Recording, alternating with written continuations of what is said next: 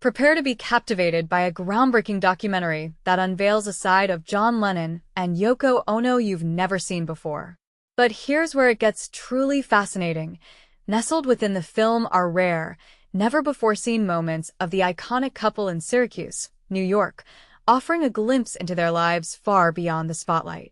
1-to-1, John and Yoko, which premiered on HBO earlier this month, dives deep into the couple's early 1970s era, blending intimate, personal moments with their bold social activism during the Vietnam War. Directed by Oscar-winning filmmaker Kevin Macdonald, the documentary doesn't just retell history, it reimagines it, using innovative techniques like spliced car commercials, news reports, and TV broadcasts to mirror how Lennon and Ono absorbed American culture through their television screen. And this is the part most people miss. The film includes restored footage from their 1971 1-to-1 benefit concert at Madison Square Garden, Lennon's only full-length show after leaving the Beatles. But what's even more intriguing is the spotlight on Ono's often overlooked musical talent.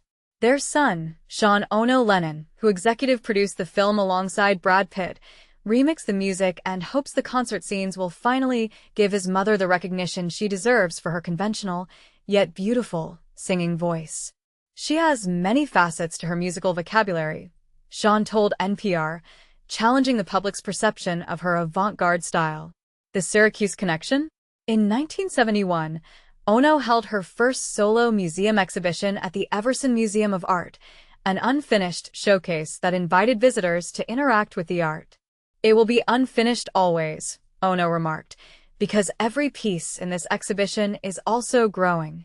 The documentary captures the frenzy of over 6,000 fans who gathered to catch a glimpse of the couple, even showing them sharing a private meal in the museum lobby while admirers watched from above. Among the exhibits were thought-provoking pieces like a rotting apple, a boy hammering metal, and a glass maze, all designed to challenge and inspire. Here's the controversial part. While Lennon is celebrated as one of the greatest songwriters in history, with solo hits like Imagine and Jealous Guy, Ono's artistic contributions have often been overshadowed by criticism of her experimental work. Does she deserve more credit? The film invites you to decide. Meanwhile, Macdonald notes that younger audiences, accustomed to the rapid-fire nature of TikTok, are connecting with the couple's message in unexpected ways.